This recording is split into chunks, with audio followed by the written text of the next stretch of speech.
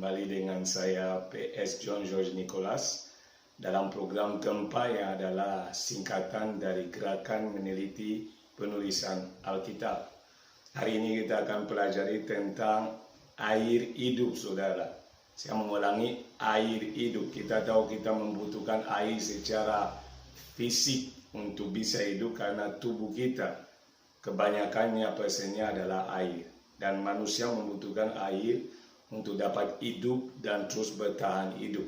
Oleh karena itu kita akan mempelajarinya dari sisi Alkitab secara rohani. Apa itu air hidup? Kenapa kita butuhkan air hidup itu? Mari saudara kita buka Alkitab, kita akan pelajari kisah Yesus Kristus Tuhan kita dengan seorang perempuan yang disebut perempuan Samaria, yang terdapat di dalam Yohanes 4 ayat 10 dan seterusnya sampai 14. Yohanes 4 ayat 10 sampai 14 yang berbunyi, jawab Yesus kepadanya, jikalau engkau tahu tentang karunia Allah, dan siapakah dia yang berkata kepadamu, berilah aku minum, niscaya engkau telah meminta kepadanya dan ia telah memberikan kepadamu air hidup. Kata perempuan itu kepadanya, Tuhan, engkau tidak punya timba dan sumur ini amat dalam. Dari manakah engkau memperoleh air hidup itu? Adakah engkau lebih besar daripada bapa kami Yakob yang memberikan sumur ini kepada kami dan yang telah minum sendiri dari dalamnya, ia serta anak-anaknya dan ternaknya? Jawab Yesus kepadanya, barang siapa minum air ini, ia akan haus lagi. Tetapi barang siapa minum air yang akan kuberikan kepadanya, ia tidak akan haus untuk selama-lamanya. Sebaliknya, air yang akan kuberikan kepadanya akan menjadi mata air di dalam dirinya, yang terus-menerus memancar sampai kepada hidup yang kekal. Amin. Jadi saudara, di sini kita berjumpa dengan satu cerita yang berbicara perjumpaan Yesus dengan seorang perempuan Samaria. Kalau saudara baca di ayat sebelumnya, dikatakan bahwa Yesus berjalan sehingga dia lelah, dia duduk di atas sumur dan dia haus. Bukan haus, tidak disebut haus, tetapi dia duduk di sana karena kelelahan. Murid-muridnya telah pergi ke kota mungkin cari makanan atau minuman atau apa saja.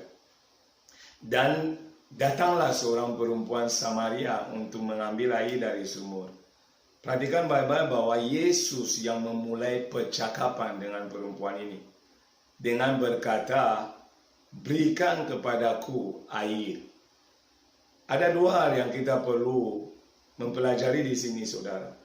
Yang pertama adalah bahwa perempuan adalah makhluk yang mulia. Seharusnya laki-laki yang ambil air dari sumur dan memberi kepada perempuan itu adalah elegan, istilahnya zaman kita ini.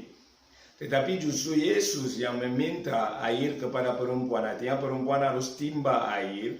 Setelah dia timba air, baru dia menyediakan air bagi Yesus. Ini yang pertama. Kelihatan janggal, saudara. Dan tetapi di poin kedua ada sesuatu yang penting. Seperti Alkitab bilang, Yesus adalah Alfa dan Omega. Dia yang mengawali segala sesuatu. Makanya dikatakan oleh firman Tuhan dalam Yohanes 15 bahwa bukan kita yang memilih dia, tetapi dia yang memilih kita.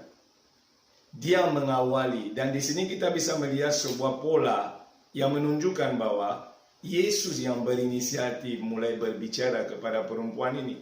Tentunya ada tujuan, bukan sekedar dia haus, bisa saja dia dengan segala kuasanya mendapatkan air.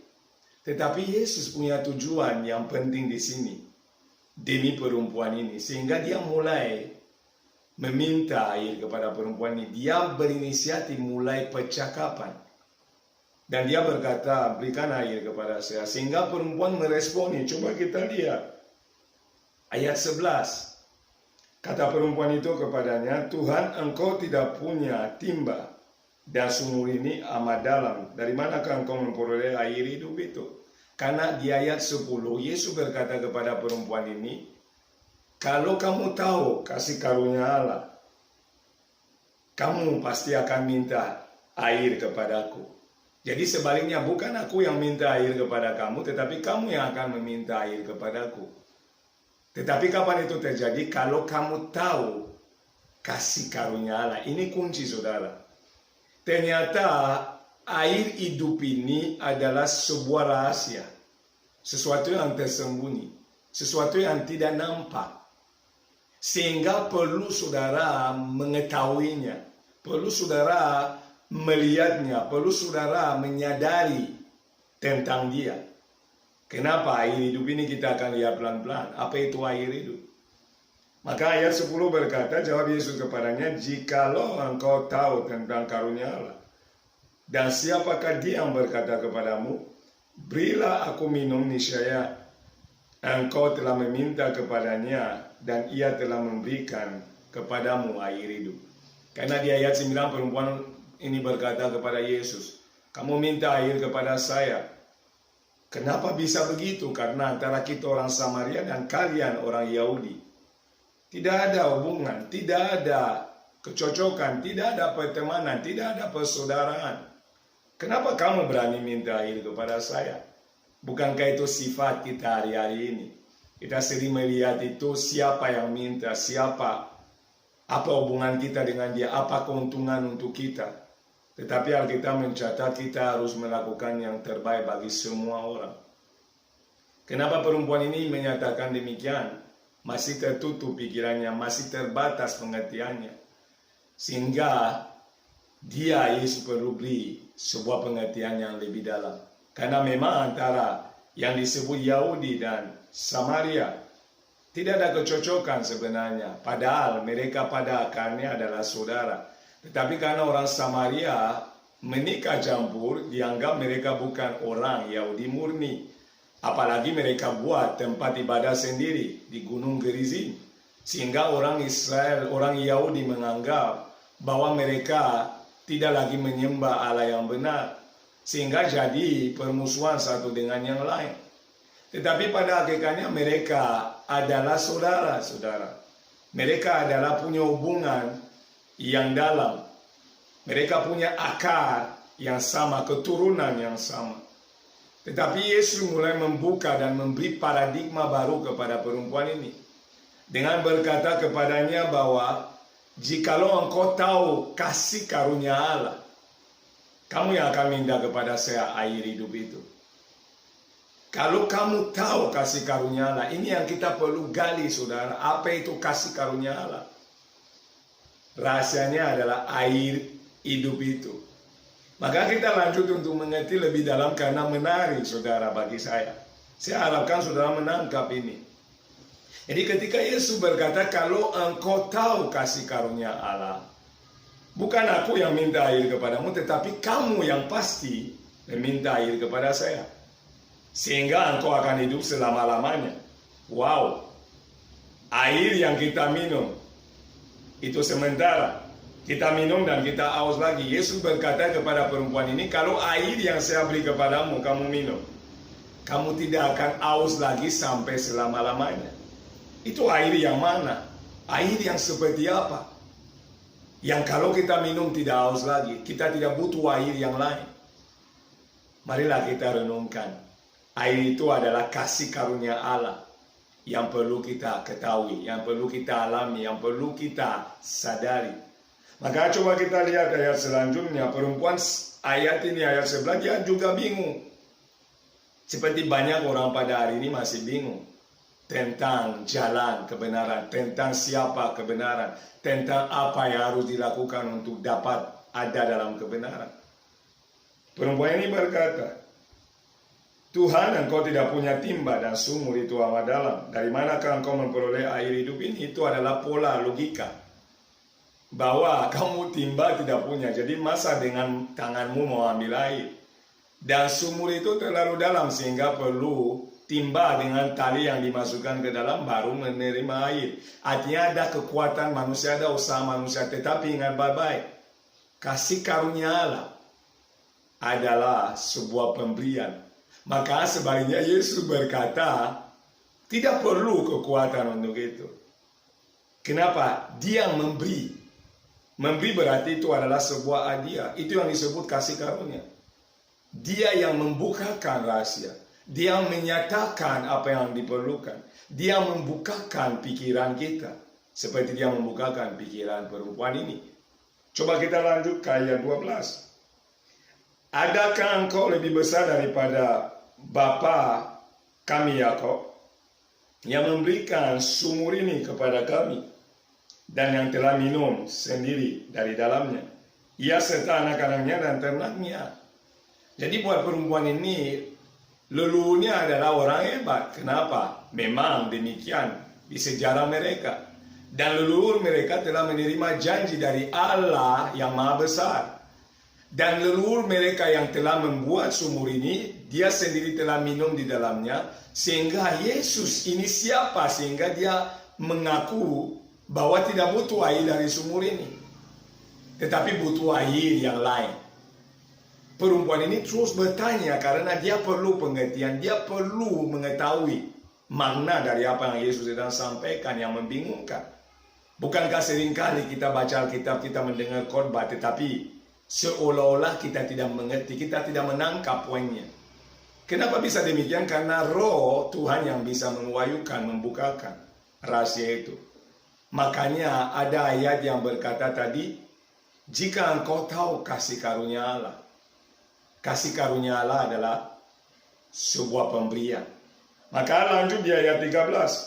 Yesus yang sekarang jawab. Jawab Yesus kepadanya, barang siapa minum air ini, ia akan haus lagi. Air dunia ini kalau saudara minum, saudara akan haus lagi. Saudara minum siang, sore sudah haus. Saudara minum malam, besok pagi sudah haus. Kenapa? Air dunia ini adalah air yang hanya memelihara fisik saudara, tubuh saudara, kesehatan fisik saudara. Tetapi tidak bisa membawa saudara kepada kehidupan yang sesungguhnya. Oleh karena itu saudara dan saya perlu air yang lain. Dan air yang lain itu disebut air hidup. Air di mana disebut kasih karunia Allah. Maka Yesus berkata kepada perempuan ini, kamu butuh air hidup dan bukan sekedar air sumur. Air yang rohani bukan sekedar air yang kita minum secara fisik. Maka dilanjutkan di ayat 14. Tetapi barang siapa minum air yang akan kuberikan kepadanya, ia tidak akan haus untuk selama-lamanya. Sebaliknya, air yang akan kuberikan kepadanya akan menjadi mata air di dalam dirinya, yang terus-menerus memancar sampai kepada hidup yang kekal. Sudah lihat, sampai kepada hidup yang kekal. Ternyata air hidup punya hubungan dengan hidup yang kekal. Ternyata air hidup punya hubungan dengan kekekalan. Ternyata air hidup adalah yang dibutuhkan semua orang. Dan air hidup itu datang dari Yesus. Dia yang adalah pemilik. Dia sendiri adalah air hidup, sehingga dia yang dapat memberi air itu kepada siapapun yang mau menerimanya. Barang siapapun yang mau percaya kepadanya. Barang siapapun yang merasa membutuhkan dia dan menerimanya. Supaya alami nasib hidup yang kekal. Maka dia berkata kepada perempuan ini, jika aku memberi air itu, kamu akan minum dan tidak haus lagi.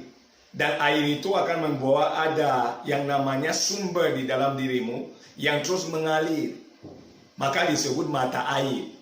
Mata air adalah pusat, adalah sumber. Sehingga dari situ akan mengalir air terus menerus. Karena semua berasal dari mata air. Dan di sanalah menuju kepada kekekalan. Artinya apa? Air minum membawa saudara. Air minum bukan dunia ini, tetapi air hidup. Yang adalah Yesus sendiri, yang adalah firman Allah. Ketika mendengar itu, merenungkannya, dan mendapat pewahyuan yang disebut tahu tentang rahasia Allah, saudara akan menuju dan masuk dalam yang namanya hidup yang kekal. Maka jangan meremehkan firman, jangan meremehkan penelitian, belajar, cari tahu, sehingga saudara saya dibekali, dilengkapi, diwahyukan banyak hal oleh Roh Tuhan, sehingga kita mengerti dan masuk lebih dalam rencana Allah. Dampaknya di mana saudara? Coba kita lihat ayat 15. Kata perempuan itu kepadanya, Tuhan berikanlah aku air itu, supaya aku tidak haus dan tidak usah datang lagi ke sini untuk menimba air. Perempuan itu mulai mengekspresikan kerinduannya untuk mendapatkan air ini. Maka orang yang mendengar tentang pribadi Yesus, tentang air hidup, tentang kebenaran, dan mulai aus akan kebenaran, mulai rindu tahu lebih, meresponi ajakan dari Sang Juru Selamat. Mereka sudah mendekat kepada pintu masuk kepada keselamatan yang kekal itu, hidup yang kekal. Maka kita lanjutkan, lihat ayat 16. Kata Yesus kepadanya, pergilah panggillah suamimu dan datang ke sini. Pergilah panggil suamimu dan datang ke sini. Yesus tidak memberi air kepada perempuan ini. Yesus tidak memberi apa-apa. Yesus hanya berbicara. Pergilah dan panggillah suamimu. Kita tahu semua di kisah selanjutnya, ayat selanjutnya, perempuan ini bukan punya suami, tetapi sudah banyak laki-laki yang dia ganti-gantian. Dan Yesus tahu ini karena dia maha tahu memang. Dia adalah Tuhan. Coba kita lihat ayat 17. Kata perempuan itu, aku tidak mempunyai suami. Kata Yesus kepadanya, tepat katamu bahwa engkau tidak mempunyai suami. Jadi Yesus sudah tahu.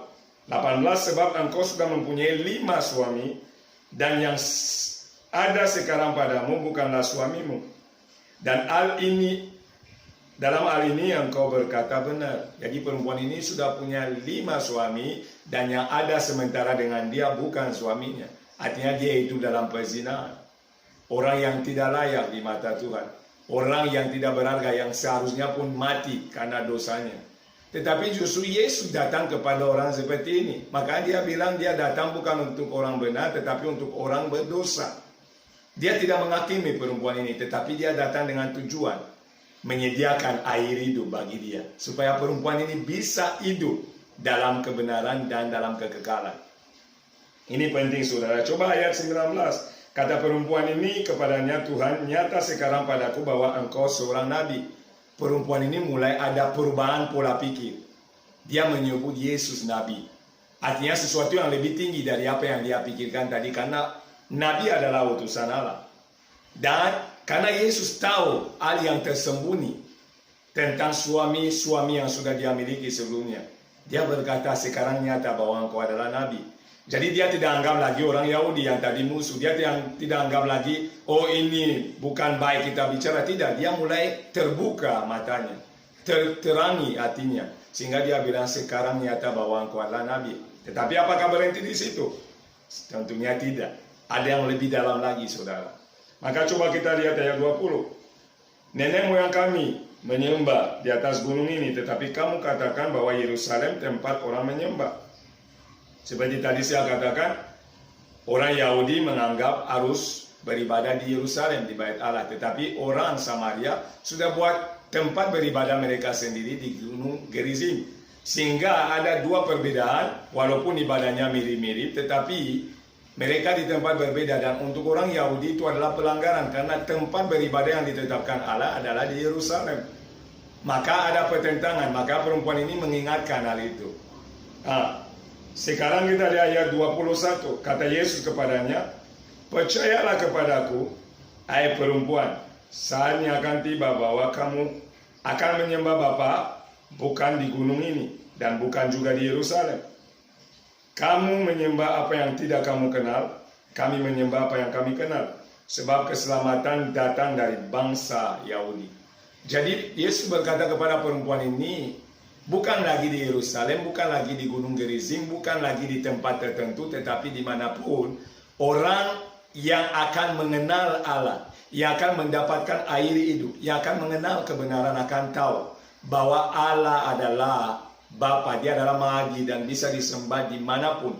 Maka rohnya tinggal di dalam kita, sehingga roh itu membawa kita memanggil dia Abba, Bapa, karena kita sudah mengenal dia. Itu yang Yesus coba katakan kepada perempuan ini. Akan tiba waktu bahwa bukan lagi di sini atau di Yerusalem orang menyembah, tetapi dalam roh dan kebenaran. Artinya mereka yang sudah diterangi hatinya, yang sudah tahu rahasia Allah, kasih karunia Allah, mereka akan menyembah Tuhan yang mereka kenal, yang adalah Yesus sendiri. Mereka akan menyembahnya dengan benar, karena mereka sudah tahu bahwa sebenarnya bukan tentang apapun yang lain, tetapi tentang Yesus. Ini yang Yesus mau katakan, tetapi tidak memberi air secara fisik. Dia berbicara, air kehidupan adalah firman Allah. Air hidup adalah apa yang diucapkan. Maka dia katakan di Yohanes 6:63, perkataanku adalah firman dan roh, adalah sesuatu yang hidup, yang nyata. Dan disitulah terkandung air hidup. Ayat selanjutnya katakan, ayat 24, Allah itu roh dan barang siapa menyembah dia, harus menyembahnya dalam roh dan kebenaran. Dalam roh dan kebenaran. Kita menyembah Tuhan dalam roh dan kebenaran karena kita sudah di dalam kebenaran. Kita sudah mengenal kebenaran. Itu penting buat kita. Itu penting buat kita, saudara. Tetapi sebelum mengenal rahasia Allah, saudara nggak mungkin menyembah Bapa dalam roh dan kebenaran. Karena yang menyatakan itu kepada saudara adalah roh Allah. Sebelum saudara mengenal Allah, belum ada roh Allah dalam diri saudara. Saudara tidak mungkin mengenal dia. Karena dia belum memperkenalkan diri. Tetapi setelah dia memperkenalkan diri, oleh rohnya saudara akan tahu cara menyembah dia. Karena saudara sudah mengenal dia. Cara menyembah dia akan benar. Karena saudara tahu siapa Allah saudara. Dan kita hari ini tahu siapa Allah kita. Allah kita adalah Yesus Kristus Tuhan. Sehingga dalam kehidupan kita, kita bisa menyembah, memanggil namanya, memuji namanya. Karena sudah mengenal dia. Karena kita sudah dalam kebenaran. Karena kita sudah hidup dalam kebenaran. Ini penting saudara. Tetapi kapan itu akan terjadi? Ketika saudara menerima air hidup. Ketika saudara diterangi hatinya sehingga saudara tahu kasih karunia Allah. Kasih karunia Allah adalah Yesus Kristus Tuhan. Kasih karunia Allah adalah rahasia yang tersembunyi. Firman yang diwahyukan. Sehingga saudara tahu bukan sekedar Yesus adalah Nabi. Tetapi saudara akan tahu bahwa dia adalah Tuhan. Dan juru selamat saudara. Ini penting saudara. Penting sekali. Tetapi kapan terjadi? Ketika saudara terima air kehidupan. Itu adalah anugerah. Itu adalah pemberian. Sekarang coba saudara kita lanjut. Di ayat berikutnya yang berkata begini, ayat 25. Jawab perempuan itu kepadanya, aku tahu bahwa Mesias akan datang yang disebut juga Kristus. Apabila ia datang, ia akan memberitakan segala sesuatu kepada kami.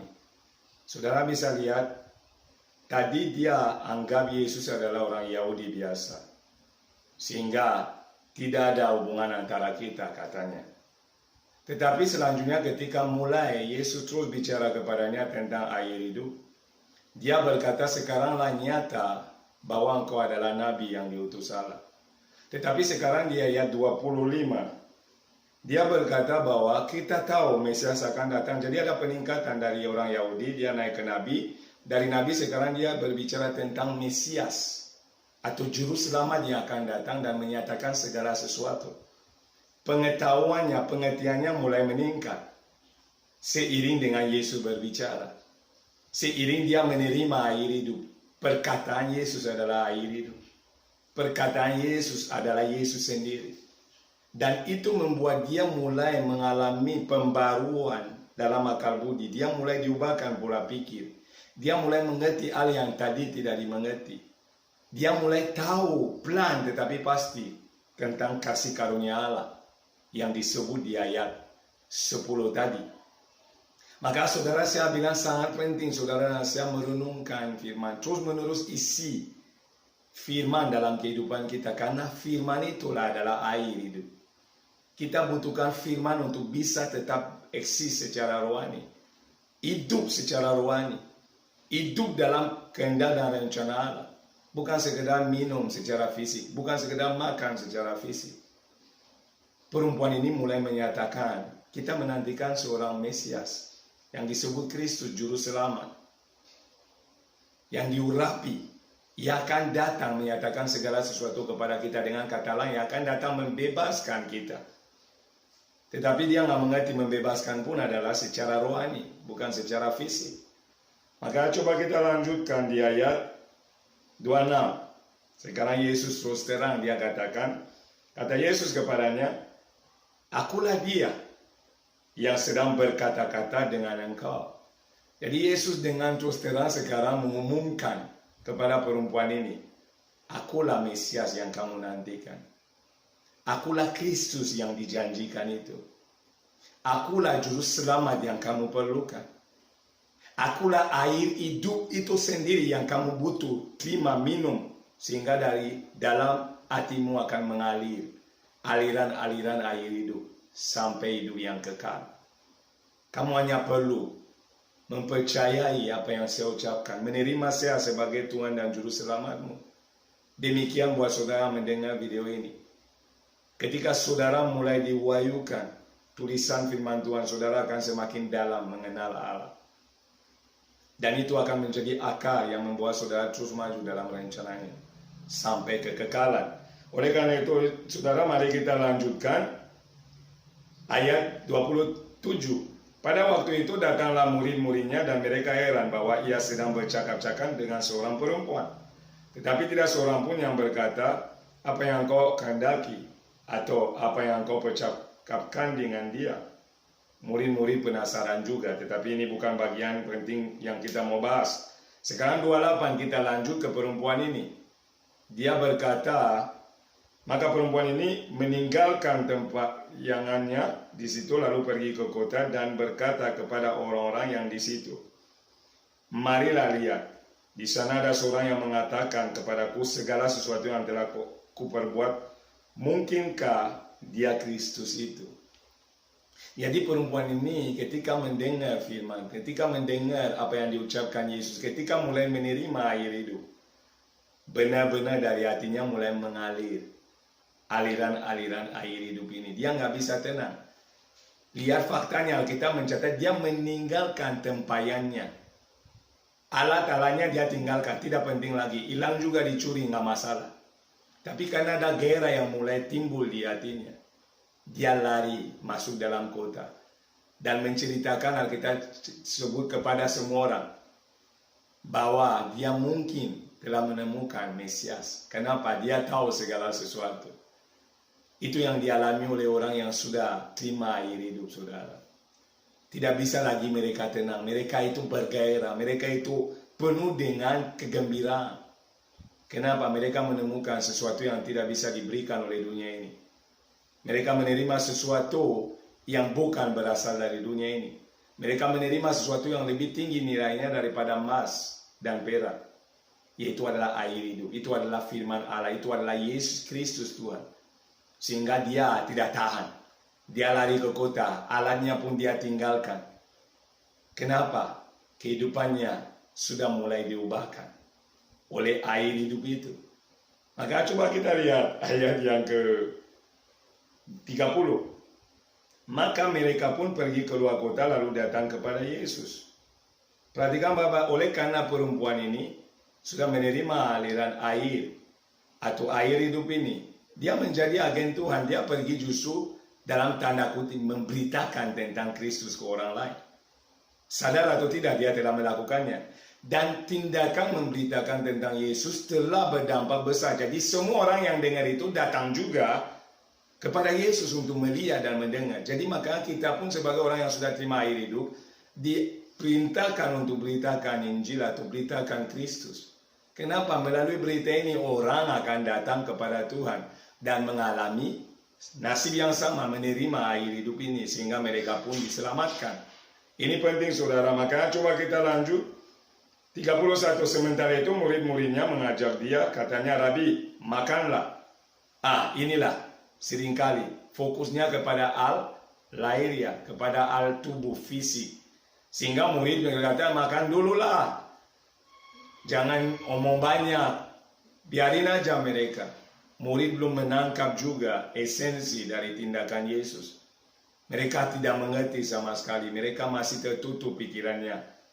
Makanya Yesus berkata, akan tetapi, ayat 32, ia berkata kepada mereka, padaku ada makanan yang tidak kamu kenal. Yesus pada dirinya ada makanan yang murid belum kenal. Ada asupan yang belum mereka mengerti. Ada gizi yang mereka belum pahami. Itu adalah firman-Nya. Maka dia berkata, makan aja di sana, tetapi padaku ada makanan yang lain. Yang orang lain perlu makan, yang orang lain perlu minum, supaya mereka memiliki hidup yang kekal. Itu adalah air hidup, itu adalah kasih karunia Allah, yang adalah dirinya sendiri, yang perlu orang tahu. supaya mereka diselamatkan. Ayat selanjutnya berkata 33, maka murid-murid itu berkata seorang kepada yang lain, adakah orang yang telah membawa sesuatu kepadanya untuk dimakan? Mereka masih mengerti secara fisik bahwa mungkin dia udah kenyang maka nggak mau makan. Padahal kehendak Yesus, rencana Yesus lebih tinggi daripada sekedar memenuhi kebutuhan fisik. Dia mau menyelamatkan perempuan ini dan menyelamatkan semua orang yang mendengar tentang dia. Maka Yesus mengalirkan, memberikan, menganugerahkan air hidup bagi mereka. Itu lebih utama. Maka dia datang di dunia untuk memberikan air hidup supaya orang diselamatkan. Maka dilanjutkan, dia berkata di ayat 34, kata Yesus kepada mereka, makananku ialah melakukan kehendak Dia yang mengutus aku dan menyelesaikan pekerjaannya. Jadi makanan Yesus adalah melayani, memenuhi tugas panggilannya, membawa orang kepada keselamatan, tentunya melalui penebusan ke depan nanti pas dia disalib. Tetapi tugasnya adalah secara rohani memenuhi apa yang dikehendaki Allah, bukan sekedar memenuhi kebutuhan fisik. Makanya banyak orang bangga dengan kebutuhan fisik yang mereka terima, mobil baru, rumah baru, jabatan baru, apa saja yang sudah bisa sebut. Tetapi mereka tidak sadar bahwa ada kebutuhan yang lebih tinggi, yang adalah kebutuhan rohani. Kalau kita sudah menerima air hidup, puji Tuhan. Kalau belum, kita memerlukannya. Kalau kita sudah menerima air hidup, puji Tuhan, tetapi orang lain juga membutuhkan, sehingga melalui kita harus jadi perempuan Samaria yang lain. Di zaman dia menjadi Allah Tuhan. Hari ini kita adalah Allah Tuhan karena kita sudah menerima air hidup itu. Maka lakukanlah tugas kita, saudara, memberitakan Injil, memberitakan Yesus, menyaksikan dia, sehingga orang lain juga datang kepadanya dan minum, sehingga mereka tidak haus lagi. Mereka sudah menerima yang terbaik, sehingga tidak butuh apapun yang lain selain Yesus. Maka kita lanjut, saudara, di ayat 35. Bukankah kamu mengatakan 4 bulan lagi tiba musim menuai, tetapi aku berkata kepadamu, lihatlah sekelilingmu dan pandanglah ladang-ladang yang sudah menguning dan matang untuk dituai. Jadi Yesus mulai menggambarkan kepada murid-muridnya bahwa sebenarnya tersedia di hadapan kita ladang yang kuning, yang sudah harus dituai. Orang-orang yang rindu, orang-orang yang haus banyak di luar sana, saudara. Mereka hanya menantikan berita baik ini, kabar baik ini, karena mereka memerlukannya. Mereka menantikan siapa yang bisa membebaskan dari hidup yang sia-sia ini. Siapa yang bisa membawa mereka mengalami apa yang mereka harapkan, yang adalah keselamatan. Mereka ada di sekitar kita, tetangga kita, keluarga kita. Orang yang berbeda keyakinan dengan kita. Mereka banyak, ada tidak jauh, tetapi di sekitar kita. Tapi seringkali mata kita tertutup. Kenapa? Fokus kita bukan tentang hal rohani, tetapi tentang hal fisik. Fokus kita tentang memenuhi kesenangan daging kita, bukan tentang menyenangkan hati Tuhan. Sehingga seringkali yang terjadi, kita tidak melihat apa yang Tuhan melihat, apa yang Tuhan rindu kita melihat, yaitu jiwa-jiwa yang di sekitar kita. Kita tidak bekerja sebagai agen yang membawa orang kepada keselamatan yang sudah kita terima. Itu harus direnungkan kembali. Kalau benar-benar kita sudah menerima air hidup itu, saudara. Maka kita lanjutkan di ayat 36. Sekarang juga penuai telah menerima upahnya, dan ia mengumpulkan buah untuk hidup yang kekal. Sehingga penabur dan penuai sama-sama bersukacita. Jadi penuai itu datang dan dia bersukacita. Dia mengumpulkan jiwa-jiwa. Penuai itu Yesus. Dan kita seharusnya sama, saudara. Untuk hidup yang kekal, dia tekankan lagi. Artinya itu perkara rohani. Tidak berhenti di perkara fisik. Dia adalah utama rohaninya. Kita harus sama, saudara. Pentingkan jiwa-jiwa. Maka minum itu adalah hal yang kita butuhkan. Tetapi di atasnya ada makanan yang lebih besar. Ada air yang bawa orang kepada hidup yang kekal. Yaitu adalah firman Allah. Itu adalah berita Injil tentang Yesus Kristus. Itulah yang dibutuhkan oleh orang. Kalau kita sudah menerimanya, bagikan juga bagi mereka.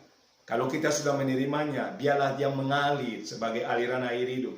Dan memuaskan orang yang dahaga, orang yang haus dan lapar, orang yang cari, yang bimbang dan ragu. Mereka butuhkan itu, saudara. Ayat 37, sebab dalam hal ini benarlah peribahasa, yang seorang menabur dan yang lain menuai. Ayat 38, aku memutus kamu untuk menuai apa yang tidak kamu usahakan.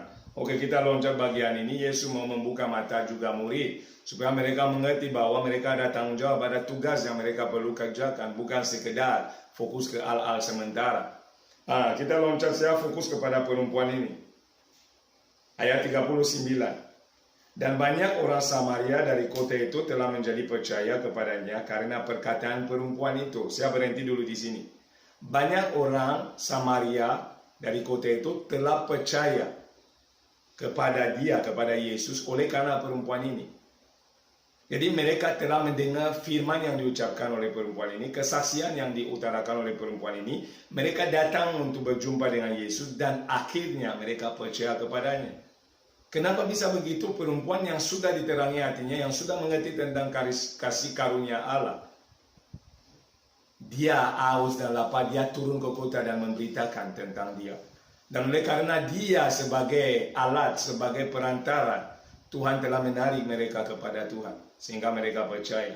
Mereka pun menerima air hidup itu melalui perempuan yang lebih dulu telah menerimanya.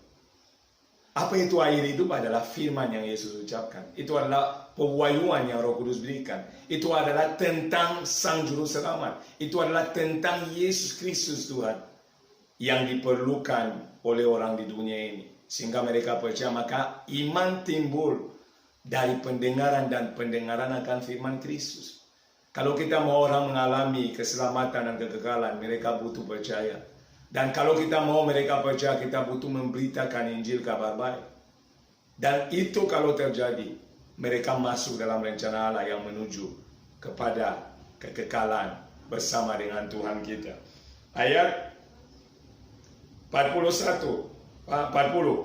Ketika orang-orang Samaria itu sampai kepada Yesus, mereka meminta kepadanya supaya ia tinggal pada mereka, dan ia pun tinggal di situ 2 hari lamanya. Bayangkan. Jadi mereka tidak mau biarin lagi Yesus pergi. Itu adalah ciri orang yang sudah dapat air. Mereka menahan hadirat Tuhan. Mereka rindu lebih lagi. Mereka tidak mau cepat-cepat hilang. No. Mereka mau Yesus tetap di sana. Kalau kita hari ini, kita harus mau Yesus tetap di hati kita selama-lamanya. Jangan ada yang meninggalkan iman. Kalau sudah percaya, sudah mengecap kasih karunia Allah, jangan ada yang meninggalkan iman kepada Yesus. Masalah boleh datang banyak, tetapi ingat itu adalah yang terbaik. Yang tidak bisa dibeli dengan uang, yang tidak bisa dibeli dengan apapun. Perak dan emas tidak. Itu adalah kasih karunia yang perlu kita pertahankan. Ayat 41. Dan lebih banyak lagi orang yang menjadi percaya karena perkataannya. Jadi ketika Yesus tinggal, ternyata dampaknya lebih luas lagi. Orang semakin banyak percaya kepada Yesus dan mengalami terang abadi dan keselamatan itu. Jadi semakin lama ada hadirat Tuhan, semakin banyak orang dimenangkan. Semakin banyak saudara memberitakan tentang dia, semakin banyak orang yang datang kepadanya. Semakin banyak saudara menyaksikan tentang Yesus, semakin banyak orang percaya kepadanya. Dan semakin banyak orang percaya kepadanya, semakin banyak orang diselamatkan. Itulah goal dari air hidup ini. Air hidup bukan benda, bukan sesuatu, itu adalah seseorang. Itu adalah Yesus Kristus Tuhan. Itu adalah Juru Selamat, itu adalah Kristus, itu adalah Mesias, itu adalah Raja segala Raja. Maka saudara jangan mengabaikan apa yang firman Tuhan katakan. Jangan mengabaikan apa yang diwahyukan. Tetapi itu bisa kalau saudara merenungkan, meneliti. Sehingga oleh anugerah Tuhan, Roh Tuhan akan memberitahu, akan mewahyukan, membukakan buat kita. Maka saudara lihat ayat terakhir 42. Dan mereka berkata kepada perempuan itu, kami percaya, tetapi bukan lagi karena apa yang kau katakan, sebab kami sendiri telah mendengar dia dan kami tahu bahwa dialah benar-benar Juru Selamat dunia. Ini kunci. Orang-orang ini berkata kepada perempuan, bukan lagi karena omonganmu, bukan. Tetapi kita sendiri telah mendengar dari dia. Sehingga hari ini kita tahu, perhatikan kata tahu, kita sudah sadar, sudah dibukakan juga. kasih karunia Allah itu, sehingga kita tahu inilah juru selamat dunia, bukan juru selamat orang Yahudi, bukan juru selamat orang Samaria, bukan juru selamat orang Indonesia, bukan juru selamat orang Afrika, bukan juru selamat orang Amerika, tapi juru selamat dunia ini. Dari mana? Dari apa yang mereka dengar, dari apa yang mereka terima adalah firman Tuhan sendiri, air hidup itu, pribadi Yesus. Sehingga mereka masuk dalam rencana Tuhan. Mereka pasti mengalami kekekalan. Kenapa saudara? Kita katakan roh Tuhan akan menyatakan kepada kita seluruh kebenaran, mengajarkannya. Dan roh itu telah membukakan hati mereka sehingga mereka mengerti Yesus itu juru selamat dunia. Dialah Mesias, dialah Kristus, dialah Tuhan. Ini penting. Perempuan ini mulai dengan kamu orang Yahudi, saya orang Samaria. Kedua, dia naik ketika pengertian mulai muncul karena pengucapan kata Yesus terus menerus. Karunia Allah terbuka baginya, dia mulai tahu, dia katakan engkaulah nabi yang diutus oleh Allah. Habis itu meningkat lagi, dia katakan engkaulah Kristus. Akhirnya dia memberitakan dan akhirnya semua orang datang dan percaya. Akhirnya mereka semua bersama-sama katakan inilah juru selamat dunia ini. Orang yang menerima air hidup, endingnya ke sana. Dia akan menemukan identitas juru selamatnya.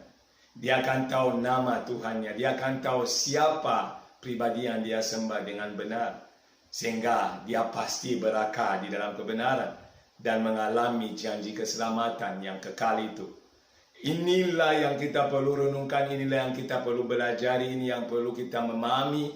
Sehingga saudara, kita menjadi orang Kristen yang penuh gairah, yang penuh dengan semangat, yang penuh dengan sukacita. Dan yang giat memberitakan tentang Yesus. Kenapa? Kita tahu dunia membutuhkan dia. Air hidup itu. Dunia membutuhkan dia. Juru selamat itu. Dunia membutuhkan dia. Kristus dan Tuhan.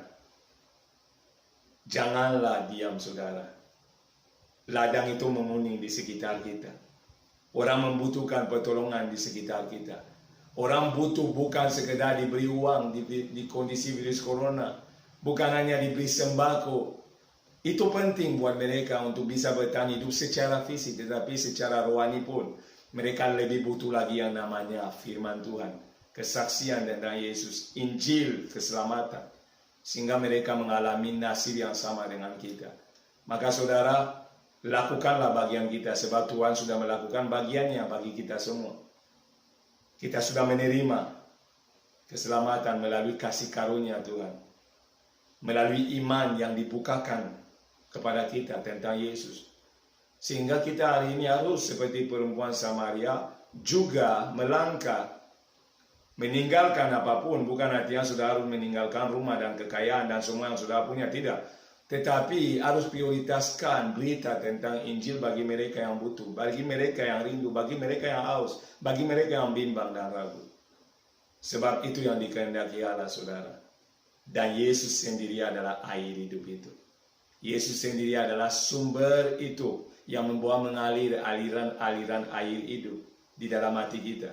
Sehingga kita penuh dengan bergairah, penuh dengan berkobar-kobar, memberitakan kiri kanan. Sehingga dunia ini mengalami rancangan Allah. Yaitu adalah endingnya keselamatan. Karena Tuhan kehendaki semua orang diselamatkan. Tidak ada yang binasa. Tapi itu akan terjadi kalau saudara dan saya giat melakukan bagian kita. Dia sudah mati di kayu salib. Dia sudah mengerjakan yang terbaik. Dia sudah menebus. Tetapi tanpa saudara saya gerak untuk memberitakan Injil, bagaimana orang mendengar? Kalau orang tidak mendengar, bagaimana mereka percaya? Kalau mereka tidak percaya, bagaimana mereka diselamatkan? Kita harus peduli saudara. Kita harus seperti Yesus yang justru berinisiatif mulai ngobrol dengan perempuan Samaria. Yang mengambil tindakan untuk bisa mendekat dan memberitakan yang benar. Sehingga perempuan ini tahu, bukan di Gunung Gerizim, bukan di Yerusalem, tetapi juru selamatmu ada di hatimu, itu Yesus. Juru selamatmu ada di dalam firman yang kamu baca. Sehingga itu menjadi sesuatu yang membuka hati dan mata saudara. Sehingga saudara diam di dalam kebenaran, berakar di dalam kebenaran, berjalan di dalam kebenaran, dan memberitakan kebenaran. Itulah kebenaran yang kita belajar hari ini. Kiranya saudara memahami, mengerti, dan bisa menjadi berkat ke depan. Tuhan Yesus memberkati kita sekalian. Kalau ada yang mau disampaikan, di-sharingkan, ada nomor saya yang tertera atau bisa di komentar, sehingga kita saling melengkapi, kita saling mengisi, kita saling belajar satu dengan yang lain demi kemuliaan nama Tuhan. Di dalam nama Yesus saya katakan shalom. Tuhan Yesus memberkati. Amin.